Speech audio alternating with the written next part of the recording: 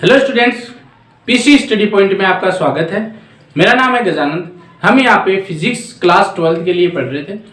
First unit first chapter. अभी तक कल हमने जो है वो विद्युत क्षेत्र रेखाएं हमने पढ़ी थी। विद्युत क्षेत्र रेखाएं क्या होती है, इनके गुणधर्म, तो 3 गुणधर्म हमने पढ़े थे कल। आज हम बाकी के बचे हुए गुणधर्मों को पढ़ते हैं। तो विद्युत क्षेत्र रेखाएं या विद्युत बल रेखाओं के गुणधर्म, तो जो पहला जो 3 हमने पढ़ लिए थे, तो चौथा गुणधर्म जो है, चौथा गुणधर्म क्या बोलता है कि जैसे ऐसा कोई हमारे पास विद्युत क्षेत्र है,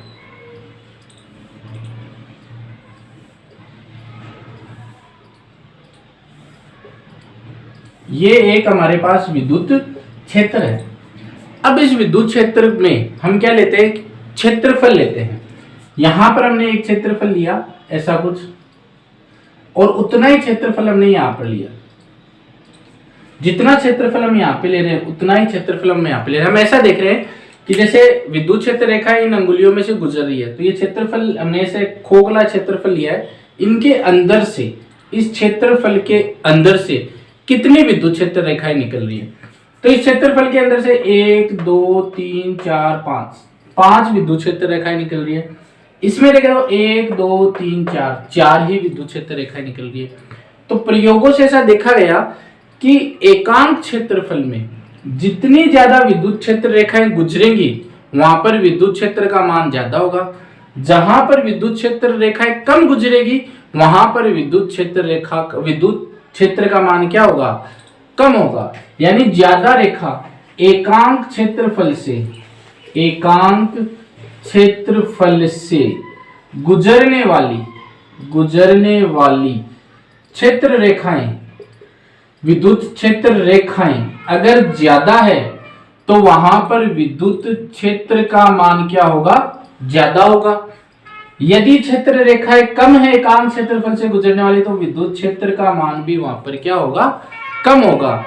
या संख्या जहां हम बोल रहे हैं वहां पे हम क्या यूज कर सकते हैं, घनत्व भी यूज कर सकते हैं कि एकांक क्षेत्रफल से गुजरने वाली रेखाओं की संख्या या घनत्व ज्यादा है तो वहां पर विद्युत क्षेत्र ज्यादा होगा। अगर क्षेत्र वहां पे संख्या कम है तो विद्युत क्षेत्र का मान क्या होगा, कम होगा। तो अभी इसको लिख देता हूं मैं। तो इसको हम लिख सकते हैं, एकांक क्षेत्रफल से गुजरने वाली बल रेखाओं की संख्या, एकांक, ये जो क्षेत्रफल लिया है इसको हमने एकांक लिया है, तो एकांक क्षेत्रफल से गुजरने वाली बल रेखाओं की संख्या उस स्थान पर विद्युत क्षेत्र या विद्युत क्षेत्र की तीव्रता के तुल्य होती है।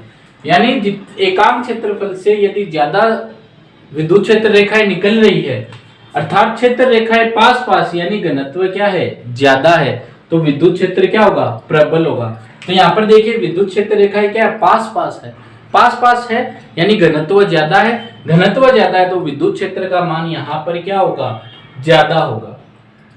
और जैसे ही विद्युत क्षेत्र रेखाएं क्या हो जाएंगी, दूर विद्युत क्षेत्र रेखाएं क्या होंगी, दूर। यहाँ पर देखिए विद्युत क्षेत्र रेखाएं क्या है, दूर है, तो घनत्व भी क्या होगा, कम होगा। तो वहां पर विद्युत क्षेत्र उतना ही क्या होगा, दुर्बल हो जाएगा। तो यहाँ पर विद्युत क्षेत्र क्या हो जाएगा, दुर्बल हो जाएगा। तो ये चौथा नियम हो गया। बस याद ये रखना है, अगर संख्या विद्युत क्षेत्र रेखाओं की संख्या ज्यादा तो विद्युत क्षेत्र ज्यादा, संख्या कम तो विद्युत क्षेत्र कम। ऐसा प्रश्न पूछा जा सकता है, पूछा भी जाता है 1 नंबर के अंदर। आगे बढ़ते हैं और 5वां जो है वो पढ़ते हैं हम कि आकर्षण जो हमने पढ़ रहे हैं वो कैसे होता है।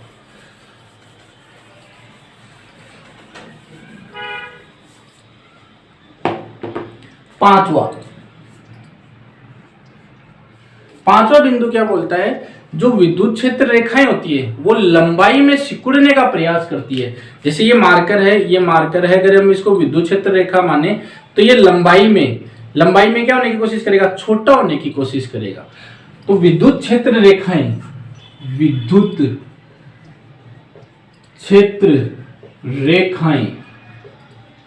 लंबाई में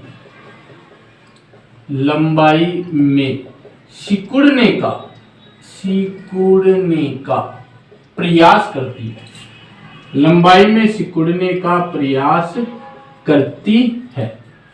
लंबाई में सिकुड़ने का प्रयास करती है। तो जैसे ये प्लस आवेश हो गया, इस प्लस आवेश से ये विद्युत क्षेत्र रेखाएं निकल रही है, यहां पर कोई माइनस आवेश है तो ये लंबाई में सिकुड़ने का प्रयास करेगी, और लंबाई में सिकुड़ने का प्रयास करेगी यानी एक तरीके से जैसे रस्सी को हम इसे अपनी तरफ खींचेंगे, ठीक उसी तरह ये प्लस आवेश इस माइनस आवेश को अपनी तरफ खींचेगा, और अपनी हमें ये लगेगा कि माइनस आवेश इधर जा रहा है, इधर जा रहा है, यानी प्लस आवेश इस माइनस को क्या कर रहा है, आकर्षित कर रहा है।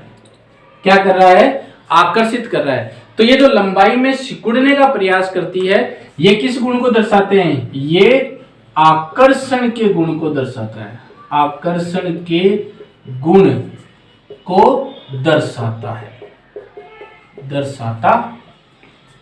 ठीक है, अगला सिक्स्थ, इसी से मिलता जुलता। अब जैसे दो ये अंगुलियां हैं, तो एक ये विद्युत क्षेत्र रेखा हो गई, एक ये विद्युत क्षेत्र रेखा हो गई, इसकी ये लंबाई हो गई, इसकी ये लंबाई हो गई।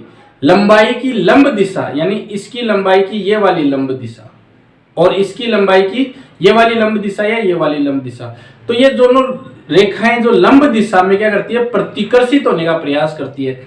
यहां पर पास पास है, प्रतिकर्षित होगी तो यहां पर क्या हो जाएगी, दूर दूर, और यहां पर क्या होगी, दूर दूर। तो यहां पर देखिए दूरियां रेखाओं के बीच में क्या होती जा रही है, बढ़ती जा रही है, ऐसे बढ़ती जाएगी दूरी। जैसे जैसे विद्युत रेखाएं दो निकलेगी एक आवेश से, तो क्या हो जाएगी, उनके बीच की दूरी क्या होती जाएगी, बढ़ती जाएगी।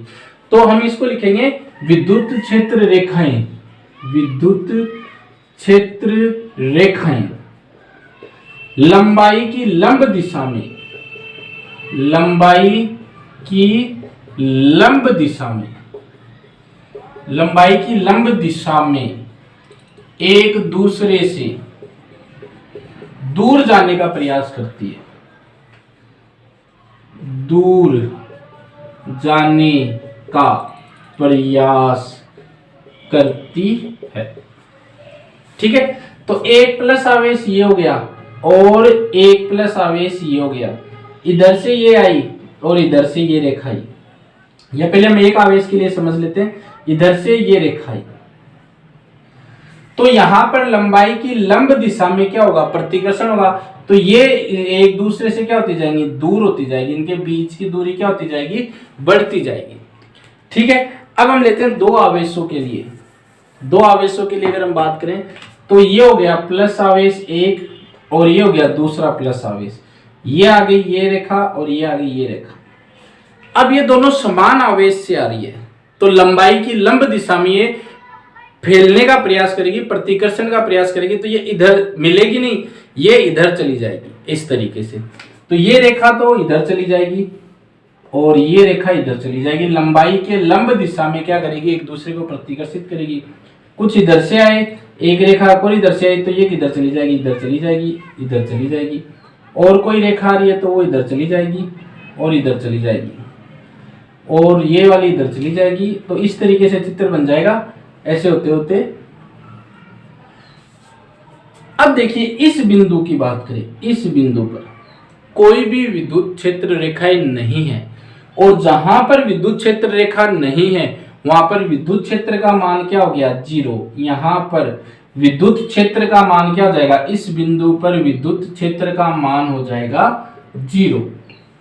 इस बिंदु की बात कर रहा हूं मैं, इस बिंदु पर विद्युत क्षेत्र का मान क्या हो जाएगा, 0, क्योंकि यहाँ पर एक कोई भी क्षेत्र रेखा नहीं है। इस बिंदु को बोलते हैं उदासीन बिंदु, क्योंकि जब दोनों रेखाएं आई, आके वो इधर चली गई, दूसरी आई वो इधर चली गई, तो बीच में यहाँ पर क्या रह गई, खाली जगह रह गई। खाली जगह रह गई तो यहाँ पर कोई भी क्षेत्र नहीं है, कोई भी रेखा नहीं है, तो यहाँ पर विद्युत क्षेत्र का मान क्या रहेगा, 0 रहेगा। एग्जाम में क्या करते हैं, इस तरीके का डायग्राम दे देते हैं, यहाँ पर ये पूछ लेते हैं कि ये बिंदु को क्या बोलते हैं। अगर पढ़ा हुआ रहता है तो याद रहता है कि यहाँ पे कोई भी विद्युत क्षेत्र नहीं है, E बराबर 0, तो ये कौन सा हो गया, उदासीन क्षेत्र हो गया। तो ये, और ये देखिए ये दोनों रेखाएं क्या करिए, एक दूसरे को प्रतिकर्षित करिए, तो ये लंबाई के लंब दिशा वाला गुण किसको बताएगा, ये प्रतिकर्षण गुण को बताएगा, प्रतिकर्षण गुण को बताएगा। तो प्रतिकर्षण को तो यह बताता है, आकर्षण को यह बताता है। लंबाई में की दिशा में सिकुड़ने वाला तो आकर्षण को बताता है, और लंबाई की लंब दिशा में प्रतिकर्षण जो है वो किसको बताता है, प्रतिकर्षण को बताता है। तो ये 6 हो गए, 3 और करते हैं। ये आगे वाला बहुत ज्यादा इंपॉर्टेंट है।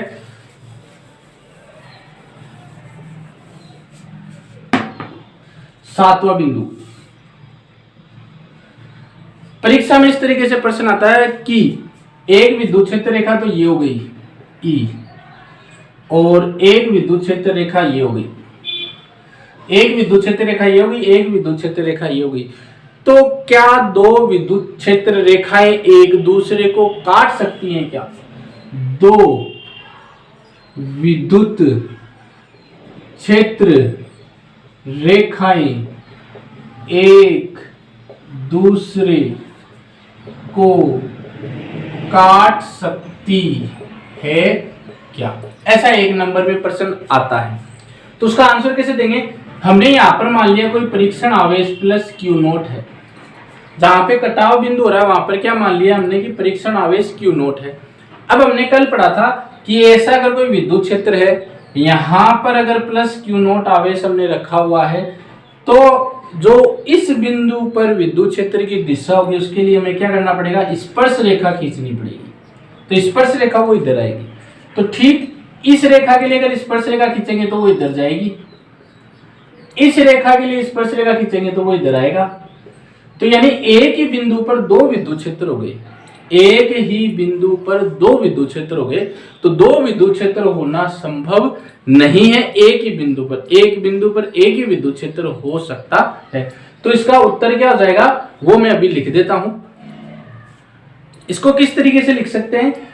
दो विद्युत क्षेत्र रेखाएं कभी भी एक दूसरे को नहीं काटती है, नहीं काटती है। क्योंकि नहीं काटती है क्योंकि यदि वे काटेंगी तो कटाव बिंदु पर दोनों वक्रों पर खींची गई स्पर्श रेखाएं, जो हमने ये स्पर्श रेखाएं खींची है, ये दो परिणामी क्षेत्रों को बताएगी। दो परिणामी विद्युत क्षेत्र, एक ये वाला विद्युत क्षेत्र हो गया, एक ये वाला विद्युत क्षेत्र हो गया, जो कि एक ही बिंदु पर दो विद्युत क्षेत्र संभव नहीं है। एक ही बिंदु पर दो विद्युत क्षेत्र हो ही नहीं सकते।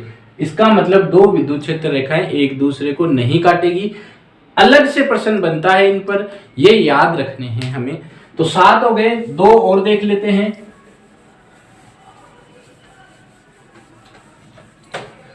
दोनों सरल हैं और काम आएंगे।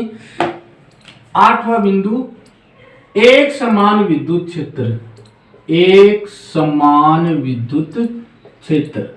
एक समान विद्युत क्षेत्र रेखा क्या क्या होती है, या एक समान विद्युत क्षेत्र क्या होता है?